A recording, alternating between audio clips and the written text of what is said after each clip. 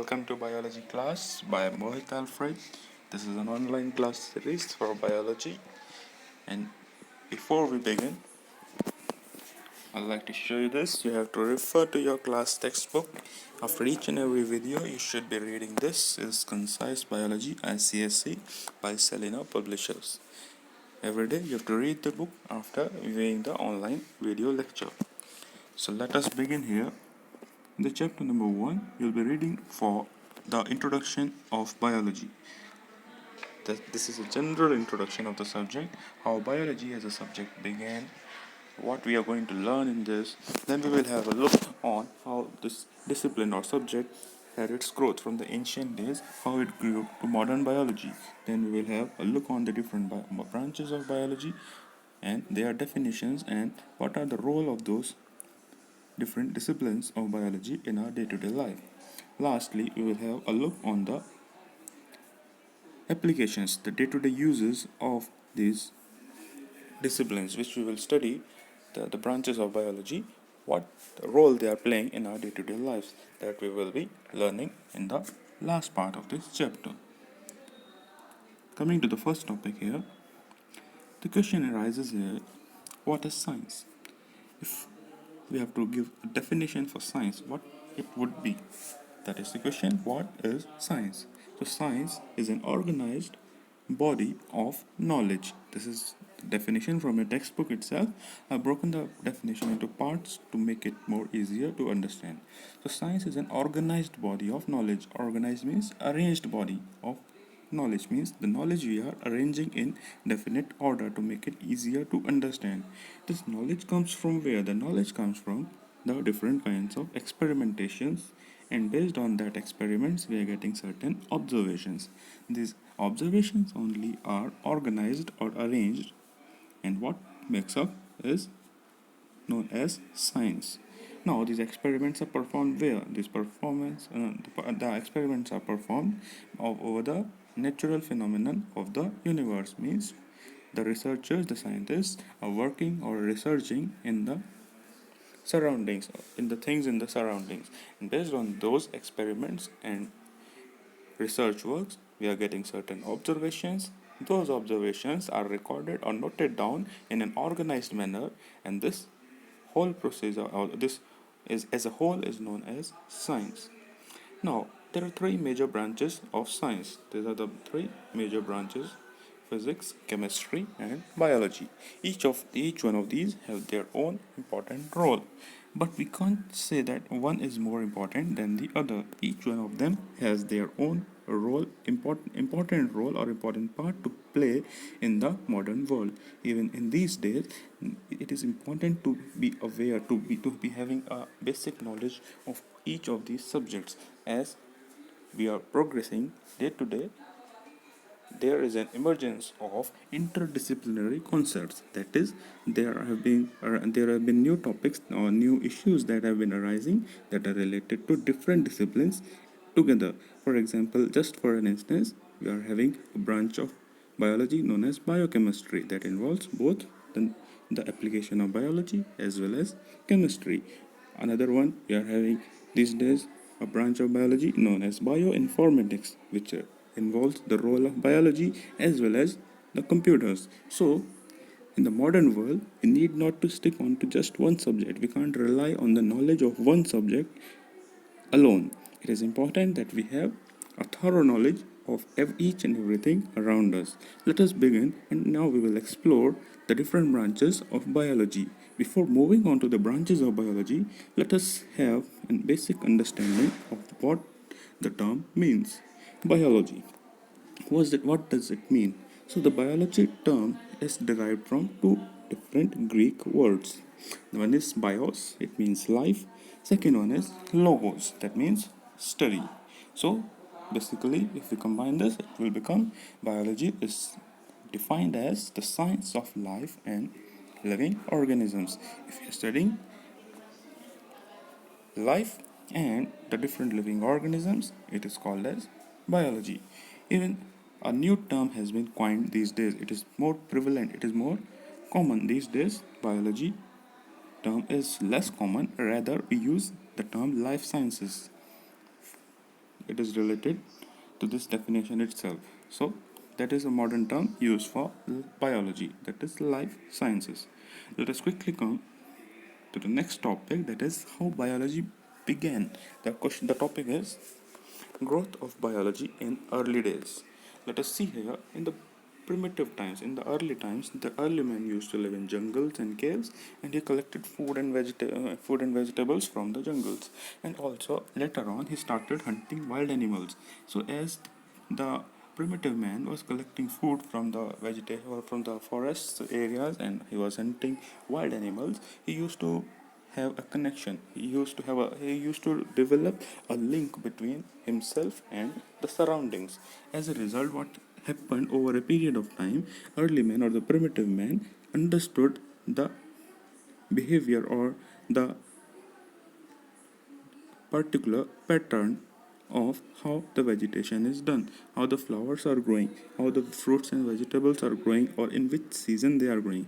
That earlier the man did not had this knowledge, but over a period of time, the primitive man gained this knowledge. Also, while hunting the wild animals, early man gained this knowledge how to behave, how to hunt the wild animals. That is, he understood the behavior of the animals. Furthermore, we have some things to learn here. Aristotle, known as the father of biology, Theophrastus, father of botany, and Hippocrates, father of medicine. These noted persons, they have done appreciable work in their respective fields, as they are referred to the father of biology, father of botany, and father of medicine. These are some important names you have to learn. Apart from the ancient world, let us have a look regarding ancient India and the growth of biology. So in ancient India, biology flourished nicely. Even the system of classification of animals and plants is evident. For example, Jivaj animals was the name given to the animals who give birth to young ones. This is a proof that the people of those time of ancient India were so intellectual that they were able to classify certain groups of animals and plants also. In today's time, it may appear normal, but regarding the ancient times, it is a significant achievement. Even furthermore, cultivation of rice was first introduced in India, and from here it spread all over the world. So, this was another great achievement of Indians. Another one noted achievement from India is the medicine form of Ayurveda. Now we will have a look on how the modern biology grew, the growth of modern biology. The modern biology began to grow with the invention of microscope. This was the first breakthrough in the field of modern biology. As a result of the invention of the microscope, a new world of organisms, the microorganisms, came to our knowledge. Earlier, they were invisible to our eye, but as we had microscope, we could explore a new world of microorganisms. And ultimately, what happened? Cell was discovered, and today, even now, we are we are all knowing that cell is the basic unit of life. So that is due to the microscope only. Had the microscope not been discovered, we would not have done any progress in the field of biology. So next one, there were many more discoveries after the 16th century. This was the time when the breakthrough happens in the 16th century onwards. After the discovery of microscope, there were many more discoveries made. Some of the major discoveries or the major theories are given here. I've shown the photographs as well in this presentation. Just the photographs will have an impact on you so that you can memorize better, you can relate with the photos and remember these terms. So that to make it easy only, I've used these photographs. So some more discoveries. We were in the growth of modern biology. After the microscope, there were certain more theories, just the main ones I've taken. The theory of evolution, how man evolved from the apes to the modern man. Next one, the field of medicine, how the medicines are helping us day to day. Many people are falling sick, and medicines are a revolution in the field of biology. Next one is genetics, the study of the DNA and the related molecules. Next one, life in outer space. Even today we are discovering the possibilities of life on other planets in the outer space. So that is all credit goes to the modern biology, and ultimately even these days with the latest research is being done is to discover life. Yes, we are discovering life in an inactive cell, in an inactive bacteria, in a non-living cell. How we can grow, how we can give life to that. We don't know it may be possible or not, but yes, there have been researches going on to discover life as well. Let us come to the next topic, that is the branches of biology. Having been covered what is science, what is biology, how biology began, and how it grow in the modern world. Now we'll read and learn about the branches of biology. The biology or the study of life is classified into different categories, and these categories are also of three kinds.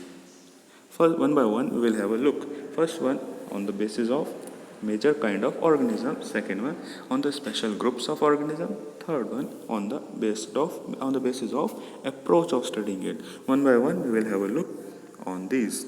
You relate this photograph with the definitions. It will be easy to learn.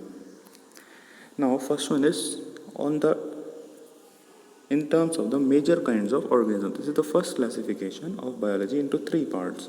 We can classify biology in the first part is the study of the plants. If we are studying plants only, then that subject becomes, or that branch of biology becomes botany.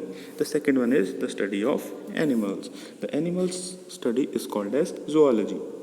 The third one is the study of man as a living organism, that is called as human biology. If we are studying anything related to human beings. In this human biology only, one more branch is there, that is called as anthropology. What is anthropology? This is how human beings evolved from the earlier time, from the early man times, how men started living in colonies, formed societies, and slowly started living in villages, then formed towns, and then cities, and so on. So this is actually a study of the behavior of men in the society. So that subject is called as anthropology. This is a branch of human biology. Next category of classifying biology and the branches of the biology is in terms of special groups of organisms. If we are studying specific groups of organisms or microorganisms, then we can have the following disciplines or the branches of biology. The first one is bacteriology, that is the study of bacteria. If we are studying the bacteria, it is called bacteriology. Next one, virology. Virology is the study of viruses. I hope you know this.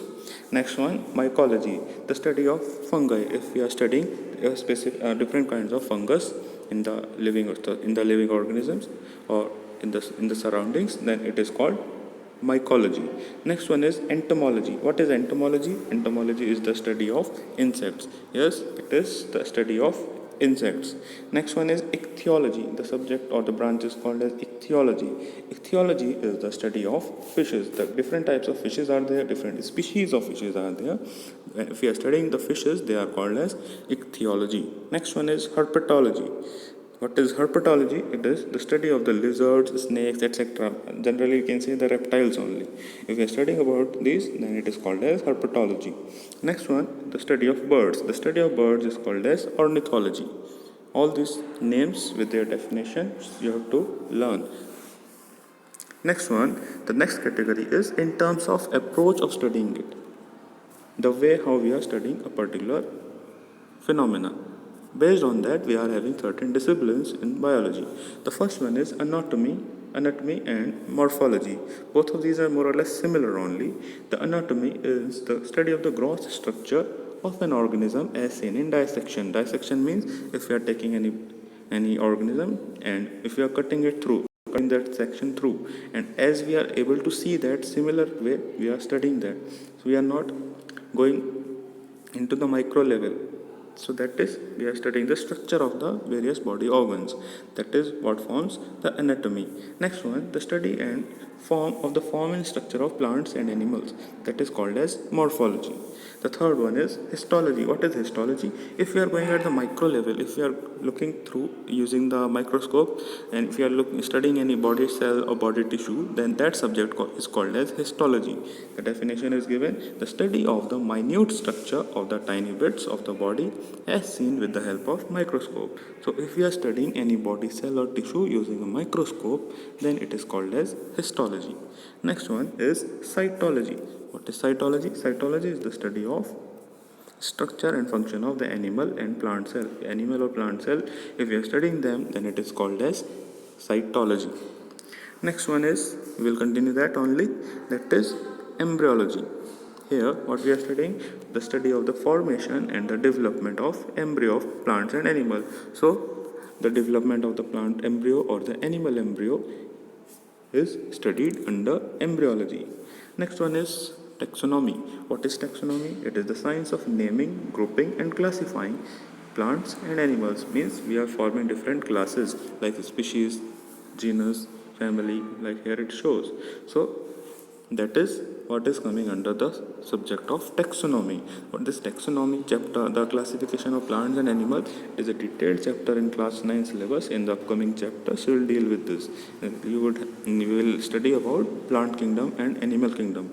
Different groups of animals have been made, different groups of plants have been made, and other living organisms also have been grouped. So these groups of organisms are made under the discipline of taxonomy. Next one we have physiology. What is studies under physiology is the functions and activities of organism. We are studying different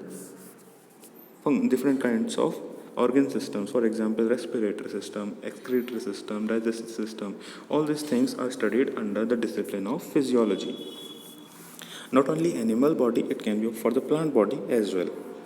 Next one is genetics. Genetics is related to the science of the transmission. Here I am reading the definition. The science of the transmission of the body characters from the parents to the offsprings. That is related to the molecules like DNA and RNA. This is the photograph shown or diagram shown for the DNA molecule. So here the definition is just one line definition, but we can't just limit this definition here only.